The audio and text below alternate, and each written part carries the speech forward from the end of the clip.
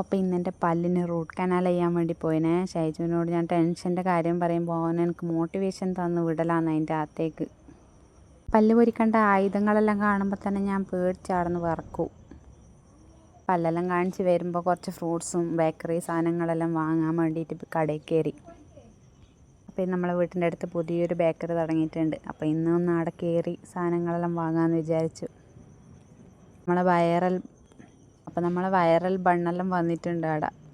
ഇന്നൊരു ഉറക്കെല്ലാം ഉറങ്ങിയിട്ട് പിന്നെ നമ്മൾ വൈകുന്നേരം നമ്മൾ പുതിയ സ്ഥലം വാങ്ങിയിട്ടുണ്ട്. നമ്മളവിടെ ഒന്ന് പോയി കണ്ട്. കുറേ ദിവസമായി നമ്മളവിടെ പോയിട്ട്. പക്ഷേ നമ്മൾ പോകുമ്പോൾ വലിയ കാടെല്ലാം പിടിച്ച് കിടക്കുന്നുണ്ട്. പുറത്ത് നമ്മൾ ഇറങ്ങിനോ അന്നേരം ചായ കുടിക്കണം. അത് നിങ്ങൾക്ക് പിന്നെ എൻ്റെ സ്വഭാവം അറിയാവുന്നതുകൊണ്ട് വലിയ കുഴപ്പമൊന്നുമില്ല. കുടിച്ച് വന്ന് കുളിയെല്ലാം കഴിഞ്ഞിട്ട് നമ്മൾ വീടിനും ടൗണിൽ പോയി. പെൺകുട്ടികളുടെ ഡ്രസ്സ് കണ്ടിട്ട് എനിക്ക് അവിടെ നിന്ന് ഇറങ്ങാനാകുന്നില്ല. ലച്ചുവിനുള്ള ഡ്രസ്സും വാങ്ങി തിരിച്ച് വീട്ടിലേക്ക് വന്നു.